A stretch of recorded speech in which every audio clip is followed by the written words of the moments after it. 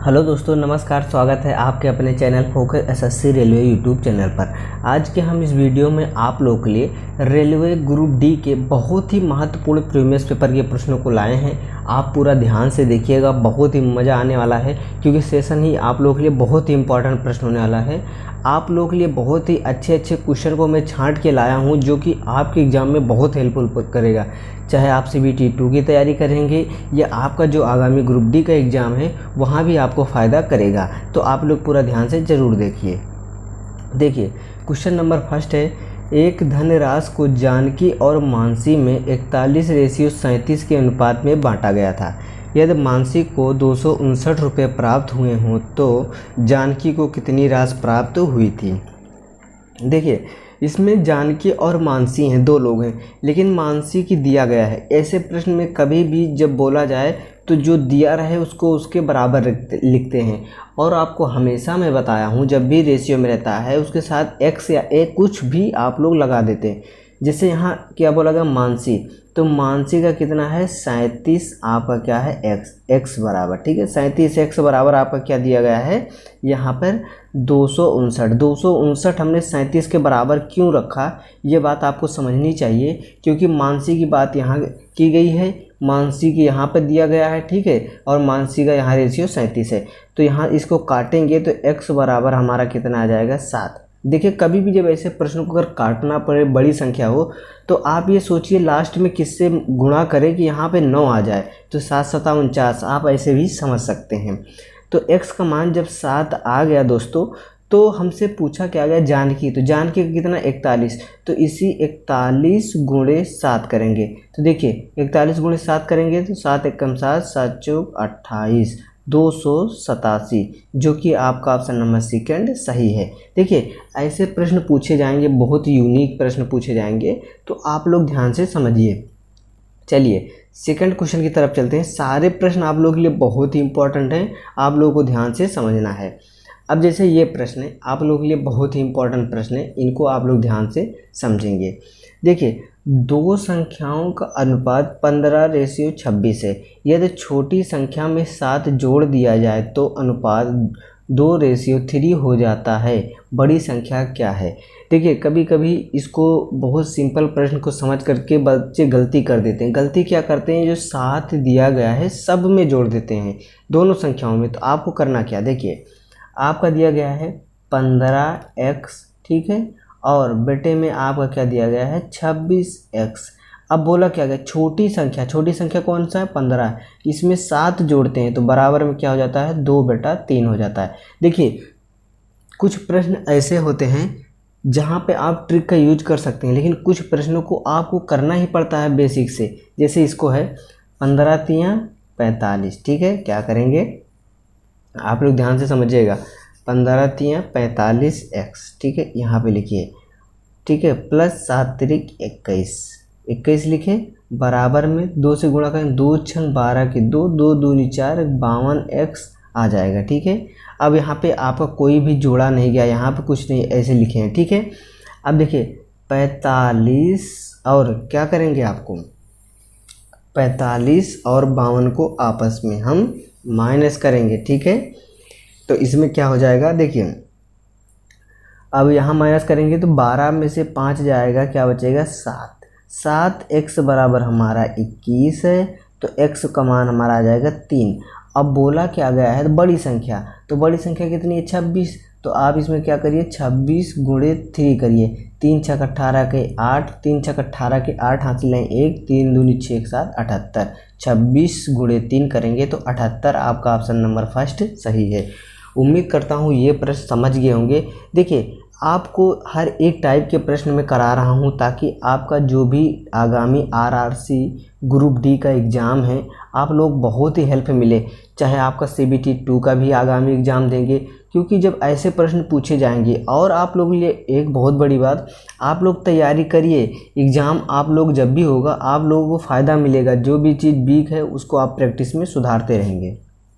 देखिए second question है हमारा, 1825 के क्रय मूल्य वाले एक खिलौने को 16% लाभ पर बेचा गया खिलौने की विक्रय मूल्य क्या है। देखिए ध्यान से समझना है, ठीक है दोस्तों, ध्यान से समझना है। एक चीज़ मैं बताता हूँ, आप लोग समझिए, जब ऐसे प्रश्न पूछे जाएं, आपको कोई भी फार्मूला ना याद रहे तो क्या करें। देखिए यहाँ पे 16% लाभ, तो हमेशा 100 में 16% का लाभ करेंगे कितना हो जाएगा, 116 हो गया, ठीक। 116 लिखे। अब यहाँ लिखेंगे 1825 गुणे, ठीक है, 1825, यहाँ पे 1825 से गुणे। अब यहाँ पे एक चीज़ समझना है कि 16 को ऊपर रखें या आपको 116 को ऊपर रखें या 100 को। तो एक चीज़ आप ऑप्शन से भी समझ सकते हैं कि 1825 से ऑप्शन में सब ज़्यादा आ रहा है, मतलब ज़्यादा आ रहा है। तो आप अगर नहीं समझ पाते हैं कि क्या लगाना है, 100 को ऊपर रखें या 116 को ऊपर रखें, तो आप ऑप्शन से देख सकते हैं जो दिया गया है मूल्य उससे ज़्यादा आ रहा है। तो ज़्यादा लाने के लिए हमेशा ज़्यादा वाली वैल्यू को ऊपर रखते हैं और कम वाली को नीचे रखते हैं। ये तरीका आप लोग ही समझिए, ठीक है। क्या करना है, ये तरीका आप लोगों को समझना है। जब आप लोग समझे रहेंगे तो आप लोगों के लिए बहुत ही आसान होगा। अब देखिए इसको हम क्या करेंगे, 2 से काटिए, 2 पंचे 10, ठीक है। आपका कितना बचा, 1, 2 अट्ठे 16, ठीक है, 8 हो गया। इसको काटेंगे 50, ठीक है। फिर इसको 2 से काटिए, 2 दूनी 4, आपका कितना बचा, 1, ठीक है। 2 9 18, यहाँ पे 29 आ गया। इसको क्या करेंगे, 25, ठीक है। अब यहाँ 5 से काटिए, देखिए 5 3 15, ठीक है। आपका कितना बच्चा, 3, 5 6 30, 55 25, 365, ठीक है। यहाँ पे कितना, 55 25, 5 से फिर से काटिए, देखिए 5 6 30, 5 7 35, 5 3 15, आपका कितना आ गया, 73 गुणे 29, ठीक है। जब इसको गुणा करेंगे 73 गुणे 29 तो आपका आ जाएगा 2117, ठीक है। देखिए आप कोई भी प्रश्न हो, आप कैलकुलेशन भी कर लेते हैं, गुणा भाग भी कर लेते हैं, लेकिन आपको जो तरीका नहीं पता रहता प्रोसेस में, आपको स्टार्टिंग में कैसे करना है, कौन सा फार्मूले का यूज करना है, तब आप लोगों के लिए प्रॉब्लम होती है। तो मैं हमेशा बताता हूँ, आप सीधे से लिखिए 1825, कोई भी मूल्य दिया गया, यहाँ 16% का लाभ, तो 100 से आपका कितना हो जाता है, 116। अब आपको ये देखना है, अगर फार्मूला नहीं याद है तब आपका यहाँ मूल्य दिया गया 1825, लेकिन आंसर जो आ रहा है ये आपका 1825 से ज़्यादा आ रहा है, मतलब आपको ज़्यादा लाना है। तो ज़्यादा वाली वैल्यू को ऊपर रखेंगे, कम वाले वैल्यू को नीचे रखेंगे। अब आप लोग इसमें काटेंगे पीटेंगे, आप लोग जो भी करेंगे आपका आंसर आ जाएगा। लेकिन आपको पहले स्टार्टिंग में पता होना चाहिए कि प्रश्न में करना क्या है। देखिए बहुत इंपॉर्टेंट प्रश्नों को कराऊंगा, इससे पहले भी मैंने जो भी क्लास ली हुई ऐसे ऐसे प्रश्नों को कराया हूँ, बहुत हेल्पफुल मिलेगा आपको। अब जैसे ये प्रश्न है, 90% बच्चे इसको नहीं कर पाएंगे। जो लोग अभी भी तैयारी कर रहे हैं, अगर वो करके देख लें तो उनको लगेगा कि ग्रुप डी या आपका CBT 2 आप क्वालिफाई करेंगे या मैथ आपकी अच्छी है। आप एक बार इसको करके देखिए, ठीक है। मैं आप लोगों के लिए ये बहुत ही यूनिक प्रश्न समझ रहा हूँ कि बहुत ही इस आपके सीरीज का जो मैं करा रहा हूँ प्रश्न को, ये बहुत यूनिक प्रश्न है, समझिएगा क्यों, ठीक है। क्योंकि इसमें 2 चीज़ें यूज की गई, टाइम एंड वर्क और आपका प्रतिशत। देखिए राम अकेले एक काम को 24 दिनों में पूरा करता है, जबकि श्याम अकेले उसी काम को 30 दिनों में पूरा करता है। यदि वे 4 दिन मिलकर काम करते हैं तो कुल कार्य का कितना प्रतिशत आपका बाकी बचेगा, ठीक है। अब देखिए बहुत इंपॉर्टेंट प्रश्न है। पहले तो आपको टाइम एंड वर्क का यूज करना पड़ेगा। देखिए राम जी हैं, ठीक है, इसमें 24 दिन में कर रहे हैं, ठीक है, आप सही से लिख देते हैं। राम जो है इसको कितने दिन में, 24 दिन में कर रहे हैं। और आपके जो श्याम है, ठीक है, श्याम इसको कितने दिनों में कर रहे हैं, इसको 30 दिनों में कर रहे हैं, ठीक है। इनका एलसीएम लेंगे तो 120 हो जाएगा, ठीक है। अब इसको काटेंगे तो कितना आपका आ जाएगा, एलसीएम लेंगे तो यहाँ पे 5 आ जाएगा, ये 4 आ जाएगा, यहाँ पे कितना आ गया, ये 9, ठीक है, टोटल 9 आ गया। अब देखिए यहाँ समझिए, यदि वे 4 दिन मिलकर, तो इसको गुणा 4 कर दिए, कितना हो जाएगा आपका 9 चौक 36, ठीक है। अब देखिए यहाँ समझिए, कुल कार्य का कितना प्रतिशत बाकी बचेगा, समझे प्रश्न को, कुल कार्य का। तो आपको नीचे क्या लिखना है, कुल कार्य का किसके साथ लगा, कुल के, तो कुल कितना दिया गया 120, ठीक है। बचेगा मतलब 120 में से 36 माइनस करेंगे, ठीक है, बचेगा 120 माइनस क्या करेंगे 36, ठीक है, और इंटू क्या करना 100। अब आप देखिए कितना हो जाएगा आपका, यहाँ पे 10 में से 6 जाएगा 4, ठीक है, 11 में से 3 जाएगा 8, 84, ठीक है। कितना बचा आपका, यहाँ पे बचा 84 और बेटे में 120, ठीक है, इंटू 100, ठीक है। 0 से 0 आपका क्या करेंगे, 12 सत्ते 84, आप गुणा करेंगे तो कितना हो जाएगा, 7 गुणे 10 आपका आ जाएगा 70% आ जाएगा, ठीक है। तो आपका ऑप्शन नंबर 3 सही है। देखिए ये प्रश्न इतना इम्पोर्टेंट था कि ये आपको समझिए बहुत ही मोस्ट इम्पॉर्टेंट प्रश्न है। अगर आप ग्रुप डी का एग्ज़ाम देते हैं तो समझिए ऐसे प्रश्नों पे आपको कैसे नॉर्मलाइजेशन दिया जाएगा, एक अच्छे लेवल तक नॉर्मलाइजेशन मिल जाएगा ऐसे प्रश्नों पे। तो आप लोग समझिए कि प्रश्न किस टाइप के पूछे जाएंगे, आपको पता कैसे चलेगा जब आप प्रीवियस पेपर के प्रश्नों को हल करेंगे। आप लोग जो भी नए रहते हैं पूरा जाके प्लेलिस्ट में हर एक वीडियो को देखिए, अगर जिस दिन क्लास नहीं होती उसको भी देखिए, क्योंकि मैं बहुत ही यूनिक तरीके से आपको प्रश्नों को हल करना सिखाता हूँ। देखिए नेक्स्ट क्वेश्चन है 12.5%, ठीक है, 12.5% प्रतिवर्ष साधारण ब्याज की दर पर निवेश की गई राशि कितने समय में तिगुनी हो जाएगी, ठीक है, क्या तिगुनी हो जाएगी। अब आप यहाँ समझिए, अब यहाँ पे कुछ चीज़ें ऐसी हैं जो आपको प्रॉब्लम कर सकती हैं, जो हमारे पुराने वीडियो को नहीं देखे होंगे उनको प्रॉब्लम हो सकती है। क्योंकि यहाँ देखिए यहाँ भी दिया गया जो आपका जो भिन्न दी गई है, भिन्न में दिया गया, कोई साधारण भिन्न नहीं है, ठीक है। मतलब आपका 12 से 1/2 पढ़ा जाएगा, ठीक है, या 12.5%। और यहाँ पे 2 गुना 3 गुना की बात की गई। कोई भी प्रश्न हो जब 2 गुना 3 गुना 4 गुना की बात आती है तो वहाँ पे XY मानना बहुत ज़रूरी हो जाता है, लेकिन मैं ऐसे नहीं बताता हूँ आपको बिना XY माने। समझिए प्रश्न को, आप यहाँ पे क्या दिया गया है, आपका ये दर दिया गया है, मतलब R का मान तो आपको पता है, ठीक है, ये R का मान है, ठीक है। अब हमको फार्मूले में क्या ज़रूरत होती है, SI बराबर PRT बेटे में 100, ये चीज़ें हमें ज़रूरत होती है। और हमसे समय पूछा गया तो हमको समय तो निकालना है, तो हमको P और साधारण ब्याज निकालना है। देखिए तिगुनी हो जाएगी तो 1 से क्या करेंगे, 3 करेंगे, ये हमारा तरीका जो बताते हैं 1 से 3। अब इनके बीच जो अंतर आएगा 2 का, तो ये हमारा क्या है, साधारण ब्याज है, ये आ गया, ठीक है। और ये हमारा शुरू का क्या है, मूलधन है। अब इसी फार्मूले पर रखिए, SI बराबर आपका साधारण ब्याज कितना है 2, ठीक है, बराबर मूलधन कितना 1, परसेंट कितना है 12.5% को लिख सकते हैं 25/2, ठीक है। अब आपका T पूछा गया है, बेटे में क्या करेंगे 100 करेंगे, ठीक है, बेटे में क्या करेंगे, आप लोगों को 100 करना है। प्रश्नों को ध्यान से समझे, नहीं तो गलती ज़रूर करेंगे। देखिए अब इसको गुणा करेंगे तो कितना हो जाएगा आपका 200 और ये कितना हो जाएगा 400। देखिए यहाँ पे इसको पक्षांतर में करेंगे, आप इतना पता है गुणा भाग कैसे किया जाता है, तो ये कितना हो जाएगा हमारा, ये बराबर में आ जाएगा। देखिए ये बराबर में आपका आ जाएगा यहाँ पर कितना 200, ठीक है, और ये बराबर में आपका आ जाएगा 25/2 इंटू T। तो T के बराबर कितना आ जाएगा आपका, ये आ जाएगा 400 और बटे में 25, 400/25 को भाग करेंगे कितना आ जाएगा 16 वर्ष, जो कि आपका ऑप्शन नंबर 3 सही है। देखिए बहुत इंपॉर्टेंट प्रश्न है दोस्तों, क्योंकि ये प्रश्न आपको इतना इंपॉर्टेंट प्रश्न है कि ऐसे ऐसे प्रश्न जब मिलेंगे एग्जाम में तो आप लोग जब प्रैक्टिस किए रहेंगे, प्रीवियस पेपर के प्रश्नों को हल किए रहेंगे, तब आपको लगेगा कि आप तैयारी एक अच्छे लेवल तक किए। लेकिन जब आप प्रैक्टिस ही नहीं किए रहेंगे तो आपको प्रॉब्लम होगी वहाँ पर। तो इसलिए मैं कोशिश कर रहा हूँ कि हर एक टाइप का, क्या मतलब हर एक टाइप के प्रश्न आपको करा दूं, ताकि आपको लगे कि आप ऐसे प्रश्नों को करके जा रहे हैं कि उन स्टूडेंट से अलग हैं जो बेसिक से करते हैं लेकिन उन तरीके के प्रश्नों को नहीं करते हैं जिनको एग्ज़ाम में पूछा जाता है। तो आप लोग ऐसे प्रश्नों को पढ़ते रहिए।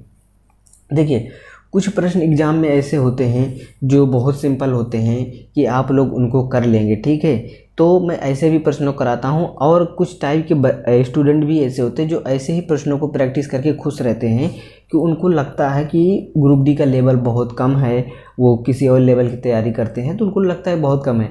लेकिन कुछ प्रश्न पूछे जाते हैं ऐसे जो आपके 99% बच्चे कर लेते हैं, जो एग्ज़ाम की तैयारी भी नहीं करते रहते हैं, ठीक है। और यूनिक परसेंट 1-2% बच्चे वही होते हैं जो कि तैयारी अच्छे से करते हैं, जो मैं प्रश्न करा रहा हूँ उस लेवल के भी प्रश्न करते हैं, उनको भी आसानी से प्रश्नों को सॉल्व करने का पता चल जाता है कि इन प्रश्नों को इसमें कौन सा मेथड यूज करना है। तो ये होमवर्क का प्रश्न है, आप लोग बता दीजिएगा, बहुत सारे लोगों को इसका आंसर भी पता हो गया होगा। चलिए नेक्स्ट क्वेश्चन की तरफ चलते हैं। देखिए, रेलवे हो, एसएससी हो, बैंक हो, पुलिस हो, कोई भी एग्जाम हो, ये प्रश्न आपका चाहे आर्मी तक लेवल तक हो गए, एसआई तक हो गए, ये प्रश्न फेवरेट है, ठीक है, हर एक एग्जाम का। देखिए, दो संख्याओं का लासा और मासा 60 और 3 है, एक संख्या 12 है तो दूसरी पता करिए। तो आप सबको पता है जैसे क्या होता है, एलसीएम इंटू एचसीएफ, ठीक है, बराबर में फर्स्ट संख्या, ठीक है, गुणे आपका सेकेंड संख्या, ऐसे होता है, ठीक है, ये फार्मूला होता है, सबको पता है। तो देखिए एलसीएम कितना दिया गया है, 60 गुणे एचसीएफ 3 बराबर में 12 इंटू सेकेंड संख्या पूछा गया, 12 पंचे 60, 5 15, तो आपका ऑप्शन नंबर सेकेंड सही है।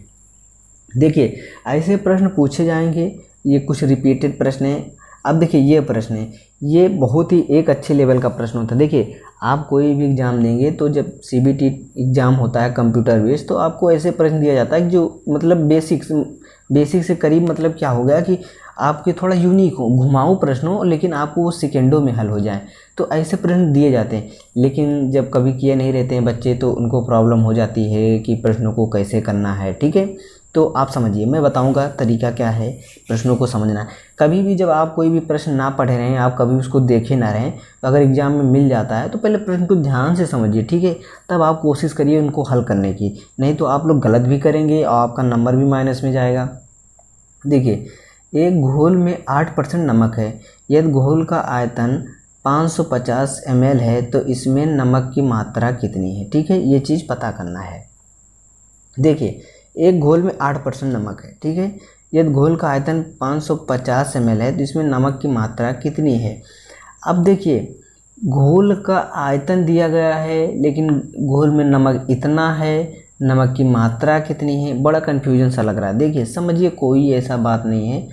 आप देखिए, जब कोई चीज़ 100% होता है, ठीक है, कोई चीज़ 100% होता है, तो ये आपका कितना है, आपका 8%, तो क्या हो गया, सॉल्ट मतलब नमक। तो अदर जो कितना बचे, आपके जो 92% बचे वो क्या है, अदर्स हैं, ठीक है, क्या है, अदर्स हैं। लेकिन एक बात बताइए, घोल का आयतन मतलब टोटल आपका 550 दिया गया है, मतलब 8 और 90 को मिलाकर के मतलब टोटल हमारा 100% बराबर 550 दिया गया है।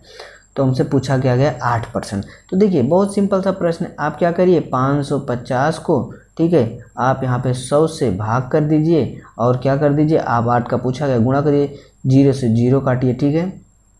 देखिए 0 से 0 काट देंगे, ठीक है, आपको यहाँ कट जाएगा 1 0, 5 कम 5, 5 कम 5 और यहाँ पे 5 दूनी 10, 2 चौको 8, 11 गुणे 4, 11 चौक 44 ml आ जाएगा।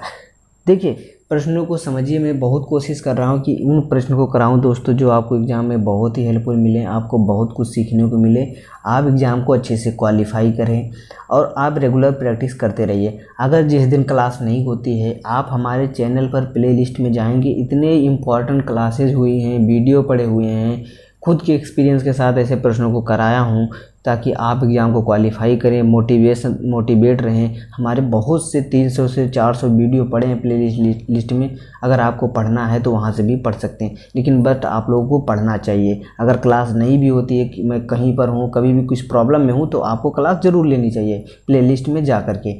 उम्मीद करता हूँ इन प्रश्नों को बहुत सारे लोग कर लिए होंगे और कुछ स्टूडेंट ऐसे हैं जब क्लास नहीं होती तो प्लेलिस्ट में जाके देखते हैं और कमेंट करते हैं, तो मुझे बहुत अच्छा लगता है कि पुराने वीडियो पे कमेंट कर रहे हैं और पढ़ाई भी कर रहे हैं। उम्मीद करता हूँ सारी बातों को आप ध्यान से कर रहे होंगे और पढ़ाई भी अच्छे से कर रहे होंगे। उम्मीद करता हूँ क्लास को आप लोग अच्छे से एंजॉय भी किए होंगे। चलिए दोस्तों, फिर मिलेंगे इसी तरह के और बेहतरीन क्लास के साथ। तब तक के लिए दोस्तों आप लोगों का धन्यवाद। जय हिंद। क्लास को लाइक शेयर सब्सक्राइब जरूर करें।